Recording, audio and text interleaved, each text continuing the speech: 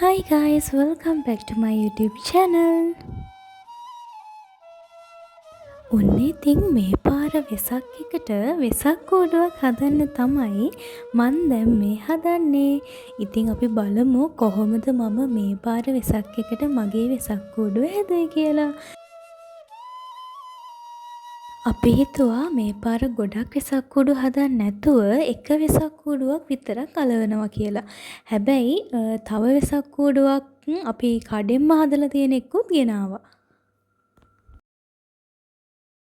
මං ඉතින් පාප් එක හදාගෙන ආවා. හැබැයි මම හිතුවේ නෑ මෙච්චර ගොඩක් වෙයි කියලා ඒක. මම පිටි චුට්ටක් දැම්මට මේක වතුර දාලා හැදුවට පස්සේ වැඩි වුණා ගොඩක්.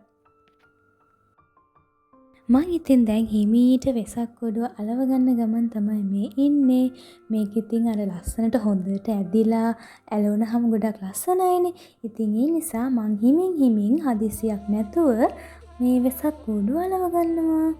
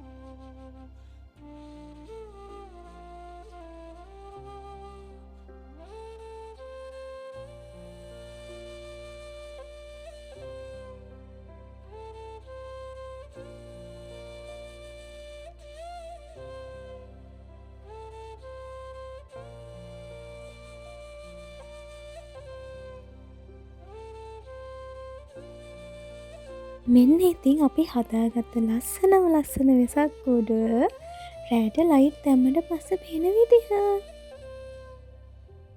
ඔන්න ඉතින් අපේ තාත්තා දන්සල් වලට යන්න බැහැ කියලාද අපිට ගෙදර ඉඳන්ම කන්න කියලා අයිස්ක්‍රීම් එකක් අද ගෙනත් දුන්නා. දැන් ඉතින් ටිකක් හවස් වෙලා අපි හිතුවා අද පන්සල් යන්න ඕනේ කියලා. අපි අද කවදාවත් ගිහින් නැති පන්සලකට තමයි මේ යන්න හදන්නේ. හැබැයි චුට්ටක් දුර තමයි මේ පන්සල තියෙන්නේ. ඉතින් එහෙම ගොඩාක් ප්‍රසිද්ධ පන්සලකුත් නෙමෙයි. පොඩි පාරකින් තමයි මේ පන්සලට යන්න තියෙන්නේ. ඉතින් මේ තමයි මං කියන මේ ලස්සන පන්සල. මේ හරියේ සාමාන්‍ය කඳු තියෙන පරිසරයක් නෙමෙයි සාමාන්‍ය විදියට පේන්න තියෙන්නේ. හැබැයි මේ පන්සලට ආවට පස්සේ මෙතන චූටි කන්දක් තියෙනවා. ඉතින් මේ කන්දට නැගලා බැලුවාම මේ වටපිටාවේ තියෙන හැම තැනක්ම නිකන් කඳු වලින් පිරිච්ච තැනක් වගේ තමයි පේන්නේ. ඒ කියන්නේ නිකන් නුවර පැත්තේ පරිසරය වගේ. හැබැයි ඉතින් මේ හරියේ පන්සලෙන් පල්ලයට බැස්ස ගමන් එහෙම කඳු තියෙන පරිසරයක් පේන්නේ නැහැ. ඉතින් හරියම පුදුමයි මෙතනට ආවහම හරිම ලස්සනයි. මේ පේන්නේ ඔයාලට කඳු තියෙන හැම තැනින්ම. ඉතින් ගෙයක්වත් කිසිම දෙයක් මෙතනට පේන්නේ නැහැ. හැබැයි ඉතින් මේ හරිය පල්ලෙහා ගොඩාක් ගෙවල් තියෙනවා. එහෙම වැව් තියෙනවා. ඒ වුණාට මේ මෙතනට නැංගට පස්සේ කඳු විතරම තමයි පේන්නේ.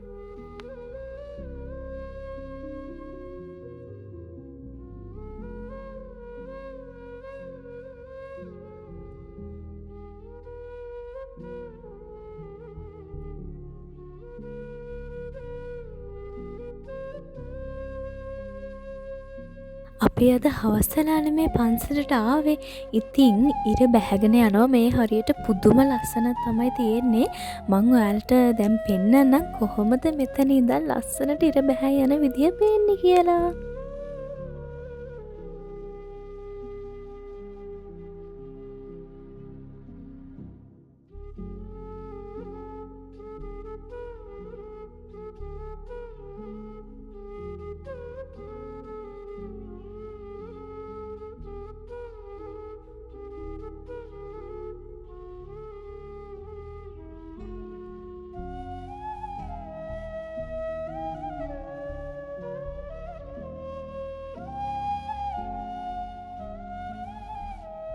ඉතින් මේ දවස්වල හුළඟ ගොඩක් සැර නිසා සරුංගල් එහෙමත් අරින්න චූටි ළමයි මෙතනට එනවා.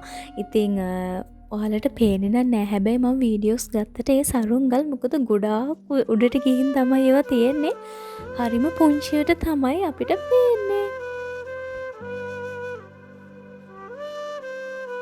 අපි ඉතින් පන්සලට ගිහිල්ලා වැඳලා ඊට පස්සේ මේ කන්ද ගාවට ඇවිල්ලා මේ ලස්සන බල චුට්ටක් වෙලා වාඩි වෙලා ඉඳලා යන්න ඕනි කියලා හිතුවා.